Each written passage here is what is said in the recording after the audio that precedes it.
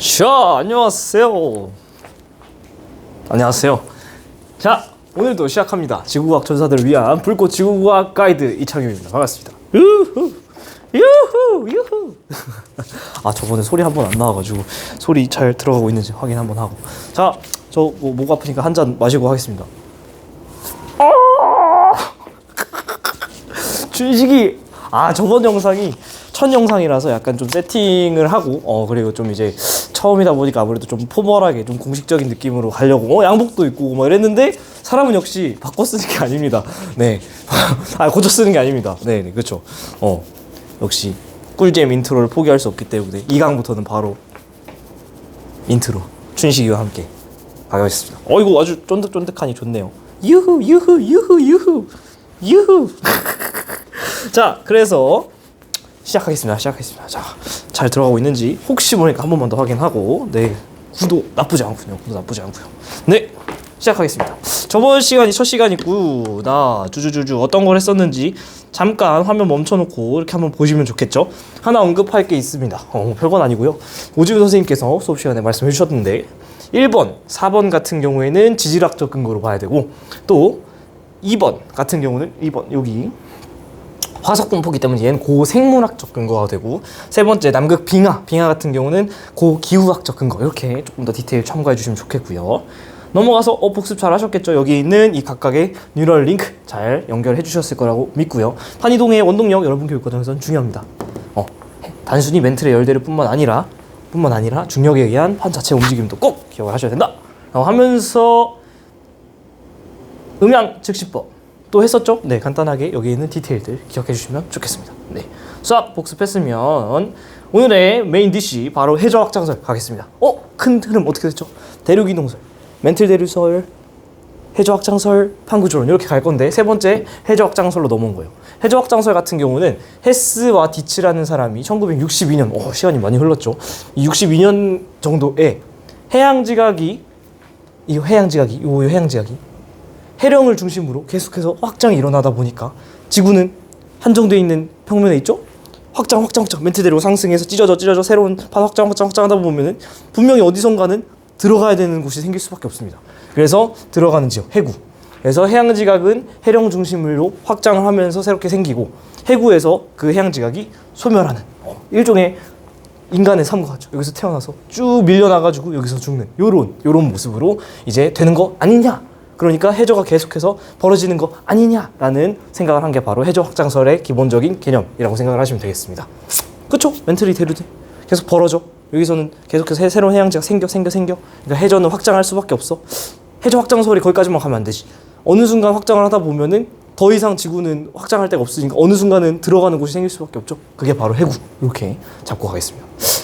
디테일이 되게 많지만 먼저 해구 쪽 먼저 볼게요. 해구를 쪽으로 쫙 줌인하면은 해양지각이 쫙 밀려나가지고 이렇게 내려가는 이런 지역이 생겨요. 대륙지각 아래로 들어가는. 요걸 우리가 뭐라 그러냐? 섭입한다 그런다. 영어로는 사실은 서브덕션이라고 하는데, 그 서브덕션이란 영어를 한자랑 제일 비슷하게 발음과 음이 비슷하게 이제 발음과 뜻이 비슷하게 이제 쓰다 보니까 이게 들섭자에 드립자를 써서 섭입대라는 표현을 썼고요. 사실은 베니오프대라는 표현을 훨씬 또 많이 쓰기도 합니다. 이 섭입대의 정의는 제가 외워주세요라고 하는 게 몇 개 없는데, 얘는 명확하게 토시 하나 틀리지 않고 외워주시는 게 아주 중요합니다. 그래야 여러분이 나중에 문제 풀 때 오개념이 생기잖아요. 베니오프대, 섭입대라는 거는 정의가 어떻게 되냐? 판의 경계 로부터 멀어질수록 진원이라는 녀석의 깊이가 깊어지는 지형이라는 걸 지금 외워주시면 좋겠습니다. 선생님, 판의 경계가 뭐고 진원이 뭔지 지금 잘 모르겠는데요? 설명 들어갑니다. 자, 판의 경계는 일단 우리가 뒤에서 판 구조론 할 때 훨씬 디테일하게 갈 거지만은, 기본적으로 판이 이렇게 해양지각이 넘어와서 섭입하는 해양지각과 대륙지각 사이의 요 지점, 경계가 있잖아요. 해양지각과 대륙지각 사이 여기 일단 판의 경계라고 볼 수 있습니다. 이 판의 경계로부터 멀어지는데 어떻게 되냐면은 진원이라는 친구. 진원은 뭐냐? 지진의 근원지라는 뜻입니다. 그래서 해양지각이 이렇게 대륙지각 아래로 우르륵 데려가면은 이 경계 지점에서 와다다다다다 긁히는 마찰이 생기겠죠. 그러면 뭐가 생길까요? 지진이 생기겠죠. 그러면 얘가 와다다다다다 긁으면서 이렇게 내려가기 때문에 이 각 긁히는 지점이 바로 지진의 근원이다. 그래서 진원들이 됩니다. 아시겠죠? 베니오프대, 섭입대의 정의가 뭐라고요? 판의 이 경계로부터 멀어질수록 이 뎁다 긁어버리는 진원의 깊이가 점점 깊어지고 있죠. 점점 깊어지고 있지. 왜? 우리는 여기 대륙 위에서 측정을 할 건데 여기 서 있는 사람 입장에서 봤을 때니 판의 경계로부터 멀어질수록 점점점 더 깊은 곳에서 지진이 발생하고 있더라. 이게 바로 섭입대, 베니오프대의 정의라고 꼭 기억을 해주시면 되겠습니다. 여기 이렇게 떨어지는 이유는 앞에서 우리가 배웠지만은 뭐 멘틀 내류의 하강 이런 것도 있겠지만 판 자체가 중력적으로 당겨서 떨어지는 어떤 판 자체의 이동 원동력도 되고요. 또 뒤쪽에서 우리가 플룸 구조론 배울 때 또 언급될 수 있는데 요 판 끝에 해양지각 끝에 차가운 플룸이라는 게 달라붙어서 걔가 쭉 아래로 끌고 내려간다 라는 개념도 미리 알고 있으면 좋겠죠. 자, 이제 이거는 사실은 우리가 지구과학 선택을 했고 그죠? 나름 과학을 공부한 사람인데 아무리 시험에 나오지 않는다고 해도 이 정도는 알았으면 해서 제가 진원과 진앙의 차이점 정도는 좀 설명드리려고 합니다. 자, 진원은 뭐냐면 아까 말씀드린 것처럼 최초로 지진이 발생한 지역, 지진파가 발생한 지역. 그래서 우리의 진근원원, 지진의 근원 지역이라는 거고 영어로는 하이포센터라고 합니다. 근데 이 진원이라는 거는 사실은 깊은 곳에 이렇게 발생을 하죠. 해양 지역이 막 대륙 지역 아래로 바바바바바 긁으면서 들어가니까. 그래서 이 진원의 분류 자체를 어떻게 하냐면은 진짜 심플하게 깊이에 따라 이 진원이 어느 정도 깊이에 있느냐에 따라서 세 가지로 분류합니다. 바로 어떻게? 천발, 중발, 신발. 그래서 천발, 중발, 신발로 진원 깊이에 따라 분류를 하는데 막 숫자가 디테일하게 외울 필요는 없습니다. 천발 지진은 대충 70km보다 얕다. 중발은 대충 70에서 300 사이다. 신발은 300보다 크다. 그래서 대충 여러분들이 뒤쪽에서 배울 건데 판이라는 친구가 약 100km 정도입니다. 그래서 이 디테일을 우리가 지금은 막 달달 외울 필요 없지만은 판의 두께가 대충 100km인데 걔보다 깊으면 지원 수준에서는 그냥 대충 신발이 아닐까.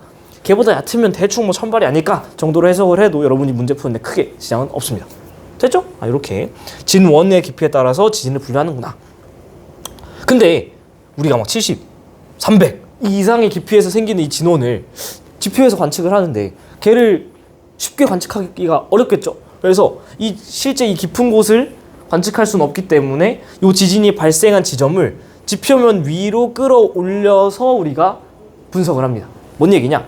우리가 사실은 이 지점을 위에서 봐주면 이렇게 생겼다라는 거죠.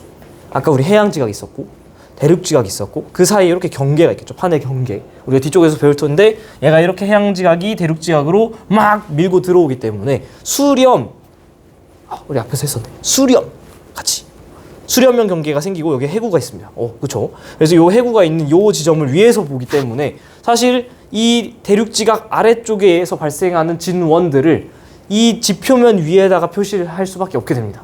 깊은 곳을 우리가 3D로 다 그릴 수가 없기 때문에. 그래서 이렇게 지표면에 표시한 요 각각의 진원들의 지점을 진앙이라고 하고요. 진앙을 우리가 영어로는 에피센터라고 합니다. 그래서 지진의 진원 바로 위에 있는 지점을 진앙이라고 한다. 그래서 요 그림을 보시면 좀 더 이해가 편하겠죠. 여기 바바바박 긁는 데는 바바바박 긁는 데는 여기 저 깊은 데 아래에 있는데 얘를 위쪽으로 얘를 위쪽으로 이렇게 해서 이 위쪽에다가 표시를 하는 게 바로 진앙이다. 그쵸? 그래서 요런 곳들을 여러분이 이해를 잘 하셔야 돼요. 요게 아주 중요한 그림인데 이 판의 경계로부터 수렴형 경계가 생기고 이 수렴형 경계로부터 해양판이 대륙지각 아래로 막 이렇게 밀고 들어가는 그 그림이 아래쪽에 있는 거 그거를 떠올릴 수 있어야 되는데 이 가장 판의 경계로부터 가까운 데에는 진원의 깊이가 얕은 천발 지진이 나열될 수밖에 없고요. 조금 더 멀어지면은 판의 깊이가 그 진원의 깊이가 깊어지겠죠. 중발. 더 깊어지면은 더 멀어지면 신발. 요 그림과 같이 보시길 추천.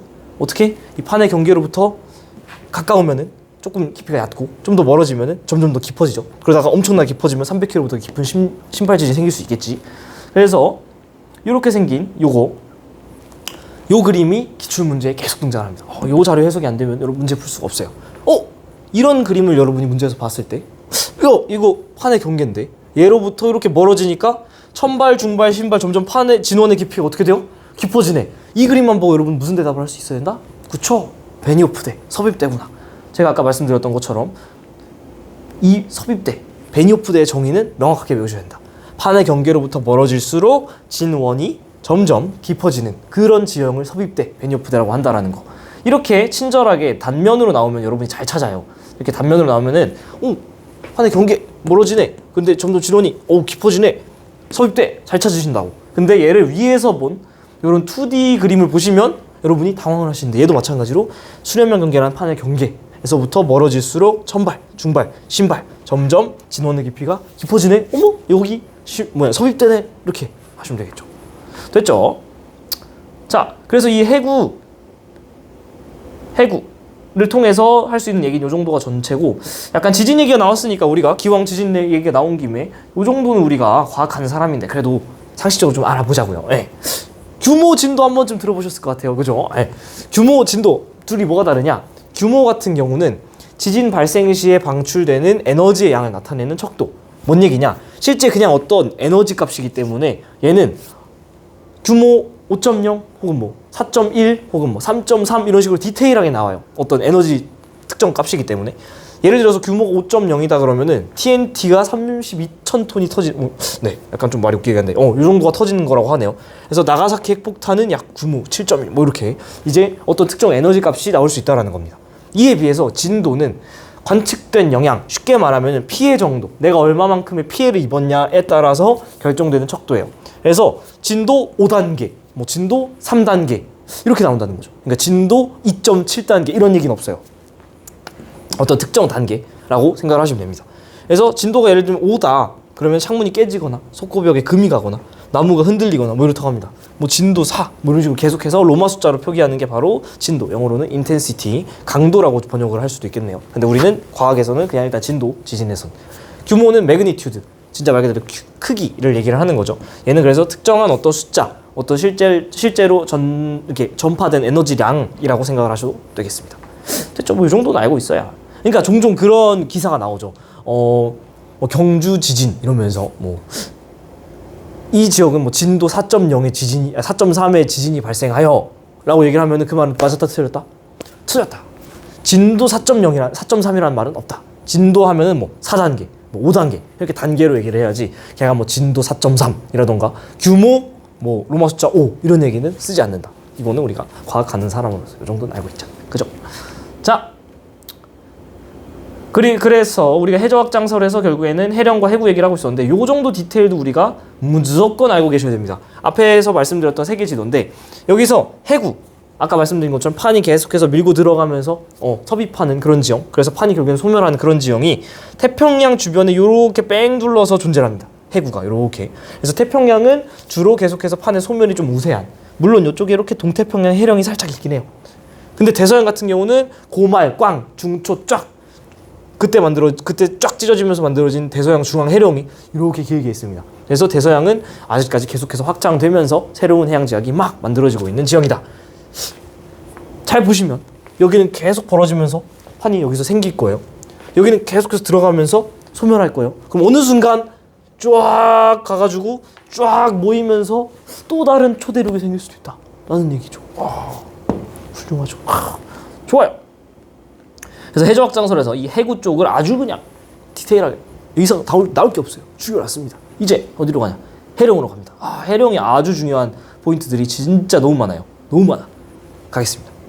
해령은 여러분이 해령을 딱 보는 순간 키워드가 딱 떠올라야 돼요. 키워드는 뭐냐? 바로 대칭. 이러면 대칭해. 대칭 댄스. 대칭. 아시겠어요? 대칭이 돼야 너무 해령을 보자마자 여러분은 대칭이 키워드구나. 모든 스타트는 대칭부터입니다. 너무 많이 강조한 이유, 문제 풀어본 분들은 아실 겁니다. 해령은 기본적으로 어떻게 되냐? 멘틀대로의 상승부가 막 이렇게 있어요. 막 올라오니까 어떻게 되냐면은 판이 멀쩡하게 있다가 쭉쭉쭉쭉 찢어집니다. 쭉쭉쭉 찢어지면서 찢어지면 어떻게 돼? 마그마가 올라와. 어머, 차가운 바다 만나네. 새로운 지각 생성. 또 찢어져. 올라오네. 차가운 바다 만나네. 생성. 그래서 얘가 점점 밀려나요. 밀려나다 보면은 어느 순간 쭉 가다가 아까 보여드린 것처럼 해구에서 소멸하게 되는 뭐 이런 모양이 만들어질 수 있겠죠. 근데 이 해령은 그래서 올라와서 쫙쫙쫙쫙 벌어지니까 대칭적으로 계속 확장이 일어납니다. 라고 일단은 할게요. 사실은 실제 자료를 보면은 양쪽 속도가 다른 것도 있지만 일단 현재 교육과정에서는 별다른 말 없으면 올라와서 확장될 때 동일한 속도로 대칭적으로 생긴다라고 배웁니다. 그러면 봐봐. 천천히 생각을 해보세요. 자, 샵 요 정도로 딱 보면 좋겠다. 네. 보겠습니다. 어떻게 되느냐? 기본적으로 애가 올라와서 이렇게 찢어져서 밀려. 그러면은 제가 두 지점을 잘라볼게요. A 지점 여기, B 지점 여기. 두 개의 차이점은 뭐냐면은 기본적으로 거리가 다르죠. 해령 중심으로부터 거리가 A는 훨씬 가깝고 B는 좀 멀어요. 그러면 봐봐요. 생각을 해보세요. 뜨거운 게 올라와. 그러니까 여기서 제일 많이 뜨거운 게 올라오죠. 온도는 어디가 높을까? 그쵸? 가까운 여기, 먼 여기. 여기선 뜨거웠는데 얘가 점점 밀려나면서 찬찬히 식겠죠. 그러니까 온도는 여기가 낮고 여기 높다. 나이는, 연령은 그쵸, 얘가 낮고 얘가 높다. 왜? 여기서 딱 올라왔을 때 마그마가 쫙 식으면서 해령 중심에서 새로운 해양지각이 생성된다니까. 여기 0짤 들어가면서 1살, 2살, 3살, 4살 해서 나이는 엄청나게 먹겠죠. 그래서 나이 자체 연령을 물어본다면 해양지각의 나이는 여기가 간다. 밀려났으니까. 해저 퇴적물 같은 경우는 어디가 더 두껍냐면은 여기보다 저쪽 나이가 많은 쪽에 두껍습니다. 이건 어떻게 기억하시면 좋냐? 해저 퇴적물 속도는 지원 수준에서는 모든 바다에서 동일한 속도로 퇴적된다라고 약속합니다. 그래서 어떤 그 얘기가 왜 중요하냐면 이 연령과 해저 퇴적물의 그 관계가 서로 비례 관계라고 보면 돼요. 그러니까 박대기 기자님 아세요? 박대기 기자. 안녕하세요. 박대기 기자입니다. 눈 막 엄청나게 맞아 계신 분. 전국에 만약에 눈 내리는 속도가 눈 내리는 양이 똑같다라고 생각을 해보세요. 그러면은 내가 1분 나가 있는 박대기 기자님이랑 10분 나가 있는 박대기 기자님이랑 눈이 누가 더 많이 쌓였을까? 그쵸? 10분 나가 있는 사람. 그쵸? 쉽게 생각해서 사실 눈 내리는 속도는 다 온 지방에선 다르지만 쌤쌤이라고 가정을 한다면 심플하게 나이가 많은 쪽에 해저 퇴적물이 그 위로 많이 쌓였다라고 생각할 수 있다라는 거죠. 실제로는 같지 않습니다. 예를 들면 우리나라가 동구서저 지역이라는 거 한번 좀 들어봤나요? 동쪽에는 강원도 쪽에는 이렇게 태백산맥이 쫙 있고 서쪽에는 이렇게 조금 이렇게 완만하게 생겼죠. 동쪽에 이렇게 쫙 우리 태백산맥이 이렇게 있습니다. 이렇게 생겨먹은 구조다 보니까 비가 만약에 쫙 내려서 퇴적물을 쫙 바다로 끌고 갈 때 아무래도 이 서쪽 지방에 있는 빗물이 훨씬 많이 떨어지기 때문에 여기서 쫙 황해 쪽으로 더 많은 퇴적물을 쏟아냅니다. 동쪽은 이거보다 좀 덜 쏟아내겠죠. 그래서 만약에 이 면적만 고려를 한다면, 이 지역만 고려를 한다면 서해안으로 내려가는 퇴적물이 동해안으로 내려가는 퇴적물보다 더 많을 수밖에 없죠. 그러면은 해저 퇴적물의 공급 속도를 만약에 물어보면 사실은 서해안 쪽이 동해안 쪽보다 더 많을 수밖에 없다라는 겁니다. 디테일하게 들어가면. 하지만 우리가 별다른 얘기 없다면 쌤쌤으로 치기 때문에 연령이 많은 쪽에 해저 퇴적물이 심플하게 많다 가시면 되겠습니다. 원래는 한 요 정도만 아셨으면 되는데 2024년 수특 지구과학 1 2.4점 문제와 3.3번 문제에서 등장하고 있는 개념, 여러분이 아셔야 될 새로운 개념이 등장했습니다. 뭐냐면은 수심도 달라질 수 있다. 수심은 기본적으로 어디가 깊냐? 얘도 나이에 비례해서 깊어집니다. 왜냐? 여기서 딱 밀고 올라왔을 때는 기본적으로 좀 높아요. 그러니까 수심이라는 건 물 숫자의 깊을 심자죠. 물이 얼마나 깊은가? 여기서 여러분이 보트 띄워놓고 서 있을 때 수심은 요만큼입니다. 요만큼. 근데 여기서부터 밀려나면서 애가 점점 멘틀대로의 상승류부로부터 멀어지고 또 애가 점점 식으니까 밀도가 커지면서 점점 더 아래로 침강하고 깔리고 이러다 보니까 수심 자체가 여기서부터 멀어지는 A 지점보다 B 지점으로 멀어지면 수심 자체가 이렇게 깊어진다 라는 것도 여러분이 추가로 아셔야 하는 상황이 됐습니다. 아시겠죠? 그래서 여러분이 해령 딱 보자마자 이렇게 여기 봤을 때 온도 어디가 높아? 여기 가까운 쪽. 연령 어디가 높아? 먼 쪽. 해저 퇴적 어디가 높아? 연령이랑 비례하니까 좀 먼 쪽. 수심 어디가 깊어? 얘도 마찬가지로 연령이랑 비례하니까 먼 쪽. 이렇게. 이 각각의 포인트들이 바로 떠오르지 않으면 여러분은 선지를 절대 해결할 수 없습니다. 4개 얹어주시고 마지막! 바로 중요한 거. 요건 약간 개념이 이해하는 게 조금 어려울 수 있는데 잘 따라오세요. follow me. 요 체크되어 있는 요 화살표. 요게 뭐냐? 바로 고지자기 줄무늬라고 하는 건데 고지자기 줄무늬 선생님 말이 너무 어려워요. 얘가 무슨 뜻이냐? 옛날 지구의 자기장에 어떤 기록이 남아있는 줄무늬라는 겁니다. 그래서 어떤 게 남아있다, 자기장이 남아있다, 잔류해 있다. 그래서 잔류작이라는 표현도 같이 등장을 합니다. 요거에 대한 디테일은 사실은 뒤에서 뒤에서 훨씬 자세하게 할 건데 지금은 그냥 심플하게 이해만 하고 넘어가면 됩니다. 뭐냐면은 고지자기 줄무늬 말이 너무 어려워. 우리가 지구과학이잖아요. 물리 시간도 아니고. 자기장은 지구과학 시간에 어느 정도만 이해하시면 되냐면 나침반을 놨을 때 나침반이 나열되는 방향이 자기장의 방향이다. 이것만 기억하시면 돼요. 아시겠죠? 뭐라고? 자기장 방향은 나침반을 놨을 때 나침반이 발열되는 그 방향. 그러니까 봐봐요. 여기서 뜨거운 마그마가 쫙 올라와서 여기에 그 마그마의 기록할 수 있는 자성 광물이라는 게 있는데, 걔네들이 만약에 배열이 된다면 저쪽이 북쪽이라고 가정을 한다면 걔네가 나침반 방향에 따라서 이렇게 배열이 된다라고 가정을 해봅시다. 이렇게 오케이? 얘네는 지금 이렇게 북쪽을 가리키고 있어요. 근데 시간을 돌려서 만약에 얘네가 태어나기 전으로 시간을 돌리면 얘네가 죽어. 태어나기 전이야. 이렇게 들어가 있어. 그때는 지구 자기장이 반대로 뒤집혀 있던 시즌도 있어요. 디테일은 나중에 할게. 그러면 그 당시에 생성된 얘네가 원래 여기에 있었을 때 그 시즌에는 나침반을 배열을 시키면은 반대 방향으로 가리키고 있다는 거예요. 얘네가 만약에 또 시간을 더 돌려서 얘네가 태어나기 전에 죽었으면 이 빨간색 선들이 원래 가운데 있었겠지? 그때는 또 지구 자기장이 우리 방향과 동일했을 때가 있어요. 정자극기라고 한. 그러면 그때 만들어진 애들은 또 빨간색으로 생겼어. 이 방향으로.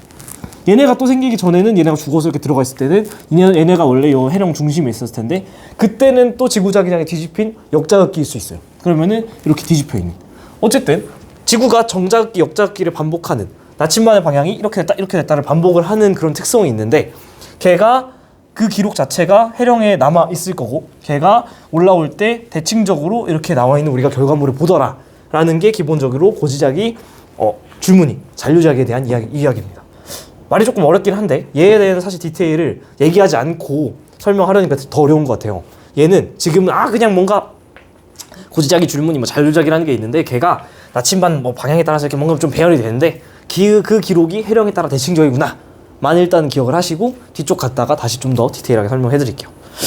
그래서 유후, 이게 바로 해저 확장설의 기본적인 디테일들까지 다 설명한 내용이라고 생각하시면 되겠습니다. 한번 또 공부했으니까 쪼여야죠. 해저 확장설이라는 건 멘틀 대류가 일어나가지고 해양이 벌어지다 보니까 해령에서 새로운 지각이 만들어지는데, 그게 밀려나다 보면은 계속해서 밀려날 수 없죠. 어느 순간 들어가는 곳이 생길 수밖에 없고, 그게 바로 해구다. 그래서 해구에서 일어난 다양한 포인트들, 제일 중요한 거는 섭입대, 베니오프대고 판의 경계로부터 벌어지면서 진원의 깊이가 깊어지는 이 친구. 문제에서는 이런 것도 많이 나온다. 요거. 그리고 대서양은 해령밖에 없고 태평양은 거의 다 해구. 그래서 얘네들의 특징들 각 기억해 주시면 되겠고, 해령으로 이제 눈을 옮겨서, 해령에서는 어떤 특징이 있냐? 해령과 가까운 지점과 먼 지점을 나눠서 온도는 여기가 가까운 쪽이 높고, 연령은 먼 쪽이 높고, 해저 퇴적물은 먼 쪽이 높고, 수심은 먼 쪽이 깊고 기억해 주시고, 아직 내가 고지작의 줄무늬가 뭔지 잘 감은 안 오지만 어쨌든 옛날 지구 자기장을 기록한 줄무늬가 해령을 기준으로 대칭적으로 나타나는구나 정도를 이해를 하시고 넘어가면 되겠습니다.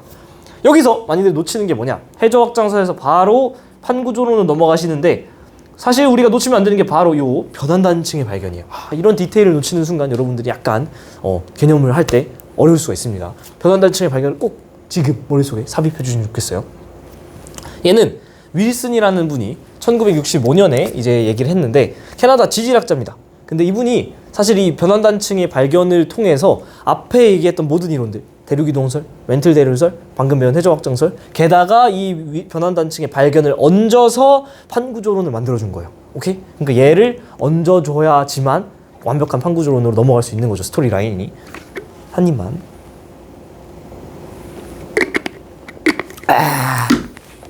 변환단층이 무엇이냐? 변환단층이 우리가 아까 말했죠. 멘틀 대류 상승해. 그러면은 해령이 쫙 찢어지면서 쫙쫙쫙 이렇게 생기겠죠. 라인으로 쫙 길게.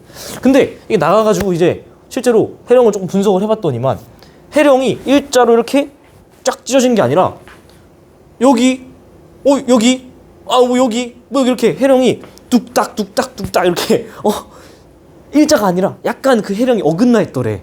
실제로 제가 전공자를 살짝 보여드리면은 이렇게 해령이 원래는 하나의 해령으로 하나의 해령을 쫙 찢어져 있을 것 같았는데, 실제 분석을 해봤더니 해령 이렇게 막 찢어져 있더래. 얘가 이렇게 찢어져 있더래. 뭔가 이상하잖아요. 뭔가 이상하잖아. 사실 얘를 설명할 수 있는 방법은 요 전공자로 뿐이 없는데, 듣고 흘려도 돼요. 전공이니까. 폴 오브 로테이션, 그러니까 회전축이라는 거죠. 그리고 엑시스 오브 로테이션이 회전축이고, 폴이 이제 회전의 극점인데, 얘가 이렇게 있을 때 그 해령이 확장을 할 때 실제로 어떻게 확장을 하냐? 만약에 지구가 평평해, 네모네, 지구 평평설이야. 그러면은 멘틀 대류가 이렇게 올라올 때 그냥 일자로 쫙 찢어지겠죠. 근데 애가 이제 지구가 구체로 휘어 있잖아요. 이렇게. 그러다 보니까 그 회전 중심을 기준으로 애가 이렇게 찢어지다 보니까 약간 살이 트듯이 어긋나는 거야. 약간 전공용어로 말씀드리면 이 해령이 확장을 할 때 이 축을 기준으로 같은 각속도만큼만 같은 각속도를 갖고 있기 때문에 같은 각을 회전합니다. 같은 각을. 뭔 얘기냐? 이 축을 기준으로 축에서 가까운 요 지점은 예를 들어 요만큼의 각을 돌 거면 요만큼만 움직이면 돼. 근데 나부터 먼 지점, 지구는 둥그니까 멀어지면 내가 돌아야 될 길이가 더 길어지죠. 같은 각을 돌아야 돼. 근데 그러다 보니까 나는 요만큼만 돌아도 되는데 얘는 이만큼은 돌아버려야 되는 거야. 그러니까 얘가 동시에 하나 둘 돌아봐 하면은 얘가 이렇게 도는 거예요. 그러다 보니까 이 중간에서 어긋나는 게 생기는 거지. 그러면서 변환단층이 이렇게 하나로 쫙 찢어지지 않고 이렇게 조금 돌고 여기 많이 돌다 보니까 같은 각만 돌아야 돼서 이렇게 트더라. 이게 바로 변환단층 아시겠죠? 그래서 이렇게 해서 트다 보니까 실제로 봤을 때는 어떤 특징이 벌어지느냐? 오, 진짜 여기 기출문제 엄청나게 많이 발생하는 매우 중요한 포인트인데 이 그림이 얘네가 원래는 하나의 해령이라는 거야. 두 개의 해령이 아니라 하나의 해령이었는데 걔가 하면서 약간 현타 왔어. 터가지고 두 개의 해령처럼 보이지만 사실 하나의 해령이었던 거라는 거죠. 그래서 이 해령은 아까 말씀드렸지만은 키워드가 뭐다? 대칭. 이 해령을 기준으로 같은 속도로 이렇게 발산을 할 텐데 확장을 할 텐데 일단은 현재 교육과정 내에서는 별다른 언급이 없으면 같은 속도로 확장을 합니다. 이러면 어떤 일이 벌어지냐? 해령을 기준으로 화살표를 그려서 확장되는 걸 보면은 이 가운데 부분 여기서는 어떤 일이 벌어져요? 얘 위쪽에 있는 판은 이렇게 가고 아래쪽에 있는 판은 이렇게 가잖아. 그러니까 여기는 어떻게 돼요? 드드드드 긁히겠지. 땅끼리 긁혀, 판끼리 긁혀, 지각끼리 긁혀. 뭐가 일어나? 지진인데 얘는 드드드드 긁히기만 해. 우리 지진을 아까 어떻게 분류를 했냐면 지드드드 긁히는 그 진원, 지진의 근원지의 깊이에 따라서 70보다 얕으면 1000발, 70에서 300 사이면 중발, 300보다 깊으면 신발 했었죠. 드드드드 긁히는 건 어디에 해당할까요?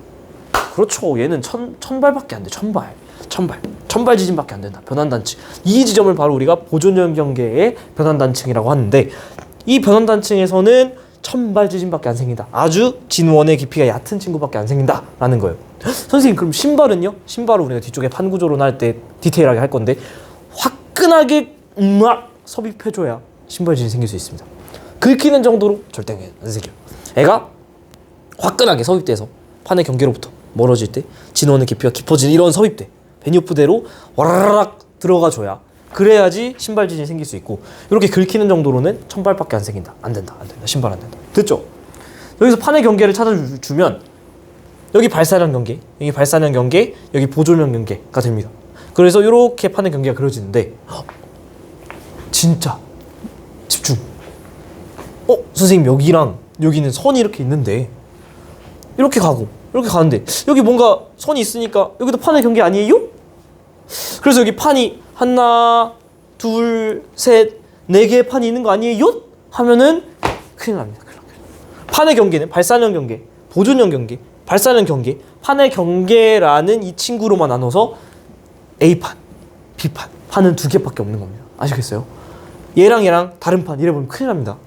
얘랑은 당연히 다른 판, 얘랑은 당연히 같은 판, 얘랑은 발사형 경계 끼고 있으니까 다른 판, 얘랑은 발사형 경계 끼고 있으니까 다른 판 이렇게 아시겠죠? 그래서 A 지점과 B 지점은 모두 다 B판에 있다라는 거 아셔야 됩니다. 선생님 그럼 이거는 뭐죠? 얘네는 몰라도 됩니다. 단열대, 프랙처 존이라고 하는 건데 옛날에 한때 이제 이렇게 크랙이 그러니까 균열이 나 있던 지점이라서 이쪽으로 가긴 가는데 얘랑 같은 속도, 같은 해령에서 기인한 친구니까 확장 속도가 동일하다 보니까 어깨동무하고 가는 거야. 둘이 어깨동무하고 가면은 으드드드 긁힐 게 딱히 없겠죠. 그래서 여기도 딱히 지진이 발생하진 않아요.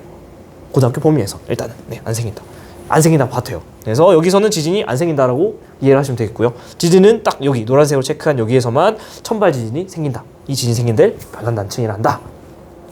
아주 중요합니다. 네. 됐죠? 그래서 이렇게 해가지고 이 모든 내용을 다 통합을 해서 판구조론이 등장하는데 이 전공 자료가 사실은 조금 과하다라고 생각하시는 분들 2024년 수특 지원 1강 2점 12번에 요 개념이 등장합니다. 아셔야 됩니다. 자, 그래서 판구조론으로 넘어옵니다. 자, 엄청나게 디테일들이 많은데 이 그림 제가 정말 여러 번 강조드리는데 제발 이면지에 막 한 대여섯 번 그리면서 외우세요. 제가 이거를 집어넣은 이유는 정말 다양한 좋은 자료들이 많은데 제가 하고 싶은 말을 다 담은 자료가 없어서 답답해서 제가 그렸습니다. 너무 중요한 자료니까 꼭 보셨으면 좋겠어요. 이 얘기를 들어가기 앞서서 기본적으로 여러분들이 지구의 사이즈에 대한 감이 얼마만큼 있는지 좀 물어보고 싶어요. 공부 처음 하시는 분들 아예 감도 못 잡을 텐데 우리가 사는 지구 반지름 대충 어느 정도 사이즈일까요? 6,400 정도입니다. 지구 반지름 6,400이에요. 지구가 지각, 멘틀, 외핵, 내핵으로 구성되어 있는 것 정도는 알 것 같아요. 그죠? 그러면은 이제 우리 한번 대화가 통하게 한번 스케일, 사이즈를 한번 정하고 갑시다. 가볼까? 자, 우리 항상 아는 것부터 가야죠. 우리는 어디 서 있냐면 이 대륙지각 이렇게 서 있습니다. 이 대륙지각 사이즈 얼마게요? 아유, 모르잖아. 찍어보세요. 30km 보다는 큽니다. 꽤나 두껍죠. 해양지각은요 얼마게요? 그림으로만 봐도 대륙지각보다는 좀 얇아 보여요. 대충 10km 내외입니다. 내외라는 건 안내 바깥 외 그래가지고 좀 얇으면 한 7, 8, 9 정도 되기도 하고요. 좀 두꺼우면 한 11, 12, 13, 15까지도 가고요. 예. 근데 대충 이 정도로 감을 잡고 가시라고. 10km 내외, 얘는 30km보다는 어쨌든 크더라. 그리고 우리가 뒤쪽에서 사실 마그마의 성질할 때 좀 더 디테일하게 갈 건데 미리 마사지를 해드리면 해양지각은 현무암질 마그마라는 걸로 구성되어 있고 대륙지각 같은 경우 화강암초군 유문암질 그리고 이 아래에 있는 멘틀 지각 아래에 있는 멘틀은 감람암질이라는 걸로 되어 있습니다. 이 모든 친구들은 사실 다 규산염질 마그마에 속해요. 규산염질 마그마란 규소 SI 산소 O가 대부분을 차지하는 어떤 그런 마그마가 마그마 속에 약간의 성분의 차이가 있어서 우리가 나중에 뒤에서 배울 건데 이러한 것들로 조금 더 세분화가 되더라. 마사지 미리 듣고 마사지. 그래서 대륙지각, 해양지각 이렇게 있는데 이 이제 대륙지각 어느 정도 사이즈? 30보다 크고 해양지각 얼마? 10km 내외. 그 아래 이제 간다. 지각 아래 뭐가 있냐면 멘틀 있죠. 그 멘틀이 대충 어느 정도 깊이까지 내려가면 멘틀이 끝나고 외핵을 만날 수 있을까요? 바로 2,900 대충 3,000km 2,900km까지 뿌악 내려가 줘야 그래 그때까지 멘틀이 다 있고 그 다음에 외핵이 시작되는 거죠. 그럼 외핵은 어디까지 있냐? 2,900부터 약 5,151km까지 내려가 주면은 외핵이 끝납니다. 비로소 내핵을 만나요. 내핵은 아까 말씀드린 것처럼 지구 반지름이 6,400이니까 6,400까지 쭉. 근데 선생님 이거 숫자를 외워야 돼요? 미쳤어요? 왜 외워? 우리는 지금 이 얘기를 하는 게 뭐냐면 서로 대화가 통하려고. 여러분 우리가 살아가는 이 지구에 대한 사이즈에 대한 감을 익히려고. 자, 간다. 지구과학이 재밌는 학문인 게 뭔지 아세요? 약간 이런 표현 좀 웃기긴 한데 상남자의 학문이에요. 막 오차를 그냥 다 날려버려. 예를 들면 제일 그런 어떤 상남자의 학문이 뭐냐면 천문학인데 천문학에서는 어떻게 하냐면 계산하는데 이거 우리 은하 대충 계산해봤더니 한 태양 질량 한 1,000개 정도가 조금 모자란데? 날려 그냥 무시해. 방금 우리는 태양계 1,000개를 타노스 시켰습니다. 날렸어요. 이런 식으로 계산할 때 약간 오차 같은 거를 그렇게 크지 않다면은 그 비율이 그럼 그냥 날려버리는 이런 좀 화끈한 학문인데 우리도 그 작업을 해보겠습니다. 지구 사이즈 얼마? 6,400. 대충 6,000으로 퉁쳐. 지각 30km. 두꺼워봤자 대륙지각 두껍잖아요. 30km. 6,000에서 30? 너무 얇지 않아요? 일단 무시해. 그럼 지각과 멘틀을 합쳐. 지각 아까 멘틀 사이즈가 2,900이랬잖아. 대충 지각과 멘틀까지 합치면은 3,000 정도 되겠죠. 반지름 6,000인데 그 중에 한 절반까지 내려가면은 지각 멘틀 합친 사이즈래. 오케이? 대충 감이 와요. 이만큼 중에 요 가운데에 있는 반이 내핵 더하기 외핵이고 그 위에 반이 지각 더하기 멘틀인 거야. 아시겠죠? 그럼 여기서 약간의 또 디테일을 해보면은 외핵 같은 경우는 어디까지 있냐면은 5까지였잖아. 대충 5,000으로 퉁쳐. 그러면은 이렇게 봤을 때 지각과 멘틀 합친 게 대충 3,000. 외핵까지가 대충 5,000. 그 다음 내핵까지가 한 6,000. 그럼 어떻게 돼요? 3대 2대 1 정도로 생각하시면 된다. 지구가 있을 때 절반 쳐. 위쪽에 지각 멘틀. 걔를 다시 또 3대 2 잘라. 2대 1로 잘라주면은 외핵, 내핵이다. 이 중에 물성이 다른 게 하나 있습니다. 물성이라는 건 물질의 성질 말하는 거고 쉽게 생각하면 고체냐 액체냐 기체냐 그거예요. 뭐가 다르게? 우리가 밟고 있는 거 고체계 액체 기체계 당연히 고체죠. 멘틀은요 고체입니다. 외핵은요 요 녀석이 액체예요. 내핵은요 고체입니다. 어떻게 기억하면 좋냐? 얘는 외핵 이응이죠. 액체는 이응이죠. 이응 이응 이응으로 기억하시면 되겠습니다. 외액, 이응, 얘만 액체. 나머지는 고체, 고체, 고체. 얘가 액체라는 거 기억하는 거는 사실 그렇게 어렵진 않아요. 생각해보면. 지구는 마그마 바다 46억 년 정도부터 40억 년 전까지는 대충 암흑기 마그마 바다 상태 다 녹아있어서 기록이 없다는 얘기 했었죠. 그러니까 천천히 식어가는 델리만주 같다고 했잖아. 그러면은 겉에는 좀 식었고 여기 외에까지 액체 뜨거우니까 액체 상태인 건 괜찮아 오히려. 근데 제일 뜨거울 것 같은 실제로 제일 뜨겁고 이 내핵이 오히려 고체인 게 조금 더 사실은 의문을 가져야 되는 부분이라는 거죠. 얘는 원래는 액체여야 하는데 이게 고온 고압 상태에서는 애가 오히려 고체 상태로 바뀝니다. 이게 궁금하신 분들은 고온 고압 실험이라는 걸 한번 검색해 보세요. 되게 재밌습니다. 애가 온도를 높이다 보면 당연히 녹아요 모든 물체는. 근데 그 높은 온도에서 온도는 유지한 채로 압력을 가하잖아요. 걔가 액체 상태에서 다시 고체로 바뀌어요. 요거에 대한 자세한 얘기는 사실은 대학교 내용이겠죠. 참고하시죠. 참고. 어쨌든 이응 의핵만 액체다. 의핵만 액체다. 자, 기본적으로 저는 지구과학에서 제일 중요한 개념 하나를 뽑아라. 그러면은 밀도입니다. 밀도. 왜? 지구가 맨 처음에 엄청나게 뜨거워요. 마그마 바다 상태에 다 녹아있어 온 지구가. 그때 어떤 일이 벌어졌냐? 밀도 차에 의한 층상 구조로 분리가 됐습니다. 뭔 얘기냐? 밀도 큰 녀석은 알아서 아래로 깔려. 밀도 낮은 애는 알아서 위로 떠. 하면서 애들이 알아서 분류가 됐다는 거야. 와. 지질에서는 지구 전체 자체가 사실은 밀도 차이에 의해서 알아서 분리가 됐고요. 대기에서는 찬 공기, 따뜻한 공기 맞나요? 그럼 뭐가 돼 이게? 미지근한 공기가 아니야. 찬 공기가 밀도가 크니까 깔리고 따뜻한 공기가 밀도가 작으니까 떠요. 해양에서는 밀도가 큰 해수, 나중에 할 건데 차짜! 차고 짠 해수일수록 수온이 낮고 염분이 높은 해수일수록 밀도가 크거든요. 그 차짜 해수가 밀도가 크니까 걔보다 다른 밀도 작은 해수보다 또 아래로 깔려요. 우주!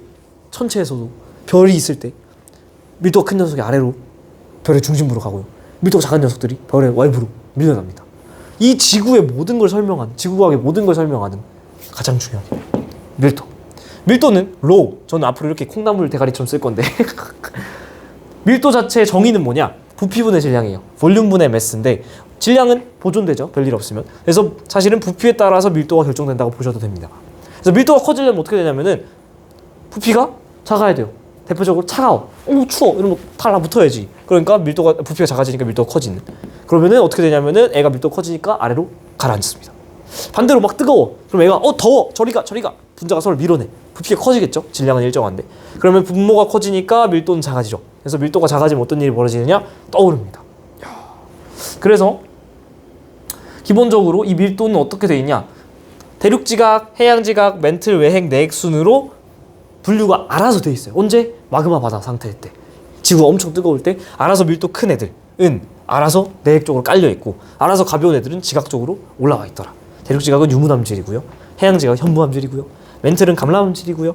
외핵과 내핵은 철과 니켈로 된 어떤 철질 핵이다. 얘네들은 성질이 다르다. 아시겠죠? 여기 앞에까지는 규산염질이라고 아까 말씀드렸고 이 안쪽은 핵들은 철질이다. 그래서 외부로부터 깊은 중심부로 내려올수록 깊이가 깊어짐에 따라서 알아서 밀도가 크게 분류가 돼 있다. 자연의 신비죠. 그래서 이 이유는 뭐다? 지구 생성 초기에 다 녹아있던 마그마 바다 상태에 알아서 밀도 차이에 의해서 알아서 층상 구조로 분리가 돼 있더라. 어려운 게 전혀 없죠.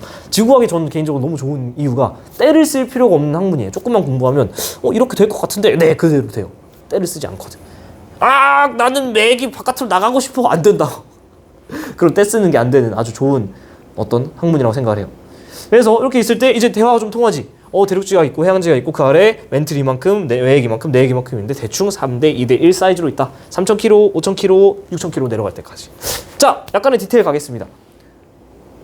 조금 더 말씀드리면 지각 고체, 멘틀 고체, 외핵 액체, 내핵 고체.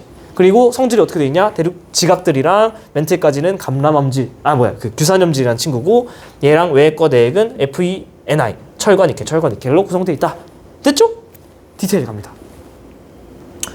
자, 제가 왜 이렇게 디테일에 신경을 쓰냐? 판 구조론을 가기에 앞서서 지구 내부 구조를 알아야 하는 이유.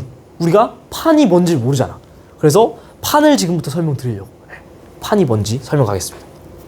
대륙지각과 해양지각 아래에는 멘틀이 있는데 그 멘틀을 우리가 조금 더 디테일하게 공부를 해요. 왜냐? 우리 지각 바로 아래에 있는 가장 가까운 내부 구조이기 때문에 약간 디테일하게 세분화를 해서 공부를 합니다. 그 멘틀을 상부 멘틀과 하부 멘틀로 나눠요. 한마디로 위에 붙어있는 멘틀과 우리 쪽에 가까운 멘틀과 아래 우리랑 먼 멘틀로 나누는데 그 경계가 670km 외워야 됩니다. 670km를 기준으로 상부와 하부를 나눠줍니다. 이 670은 하나 더 기억해줘야 돼. 상부 멘틀과 하부 멘틀의 경계뿐만 아니라 차가운 플룸이 잠깐 머물다 가는 곳, 잠시 머무는 곳이라는 이 용어를 뒤쪽에서 다시 할 테지만 아주 중요하게 외우고 계셔야 됩니다. 차플머! 차가운 플룸이 잠시 머무는 곳이자 상부 하부 멘틀의 경계 어디? 670. 이 차가운 플룸이 뭐냐? 우리가 위에서 했던 요겁니다.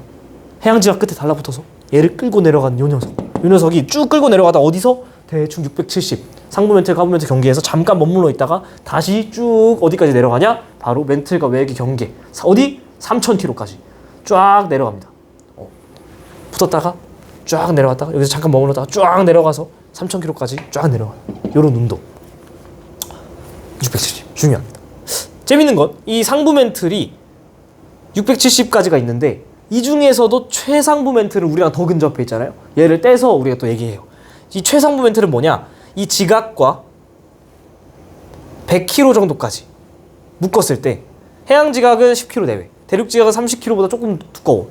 그러니까 100km라고 하면 최상부 멘틀을 포함할 수밖에 없죠. 약간의 멘틀을 포함할 수밖에 없는데 그 지점을 최상부 멘틀이라 하고 지각과 이 최상부 멘틀을 포함한 이만큼을 뭐라고 한다? 여기를 바로 판! 이 100km까지를 판! 다른 말로 암석권이라고 얘기를 합니다. 매우 중요합니다. 우리가 얘기를 하는 판구조론에서의 판이 뭐냐? 대충 30km보다 두꺼운 대륙지각과 대충 10km 내외에 있는 해양지각을 포함해서 대충 100km까지 내려갈 때 포함되는 최상부 멘틀을 포함한 이 100km짜리 땅덩어리를 암석권이자 판이라고 하고요.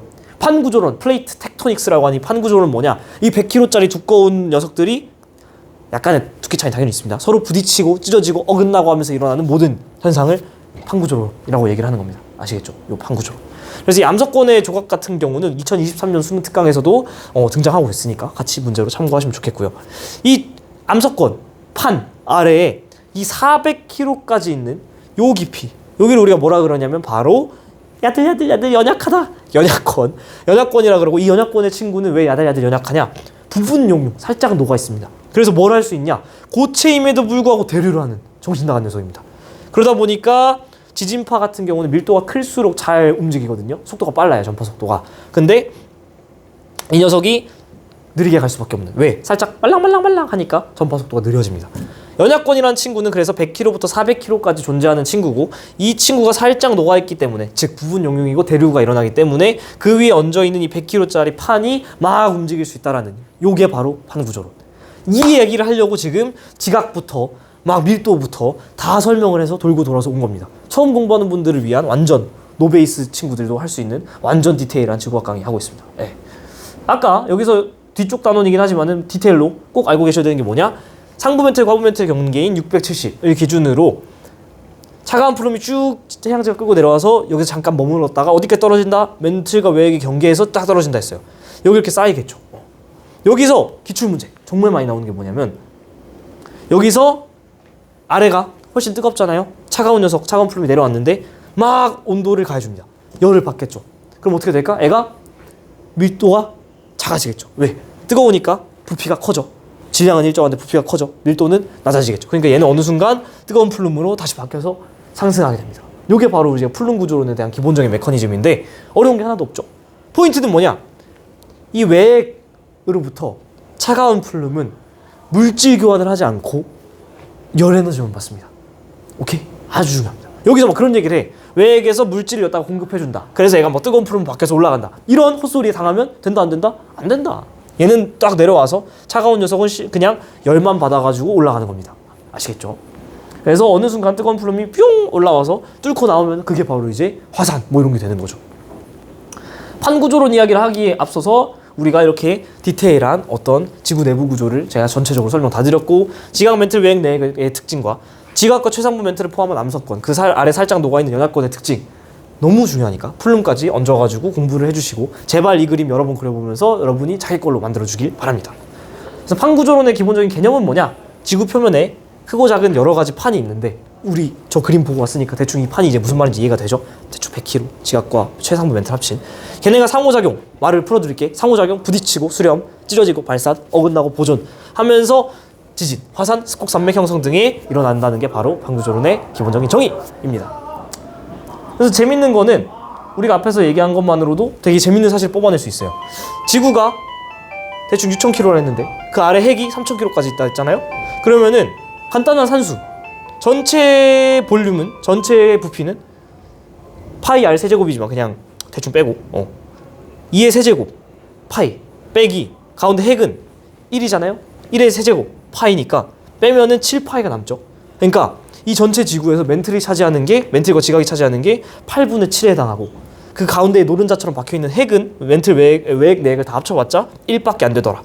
재밌죠? 지구가 엄청 큰데 그 중에서 멘틀이 8분의 7을 차지하고 멘틀과 지각이 그 가운데 핵은 외핵 내핵은 사실 1밖에 차지 안 하는 거죠. 이런 것도 알아낼 수 있죠. 그래서 다음 시간에 제가 좀 더 디테일하게 갈 건 바로 뭐다? 이 지각, 멘틀, 외핵, 내핵 중에 혼자 미쳐가지고 액체인 녀석 누구? 이응 바로 외핵이었잖아요. 외핵이 혼자 액체다 보니까 이 녀석이 혼자 회전할 수 있어요. 근데 이 녀석이 철이기 때문에 철질이라서 회전을 하다 보니까 전기를 만들어내고 전기는 곧 자기를 유도하고요. 그래서 회전에 통한 외핵의 회전을 통한 전자기 유도를 통해서 우리 지구 자기장이 형성된다는 얘기. 지구 자기장. 그 얘기는 바로 화살표 타고 넘어가면 가면은 넥스트 페이지로 가죠. 넥스트 페이지는 다음 시간부터 하겠습니다. 다들 고생하셨고요. 다음 시간에 만나요. 안녕.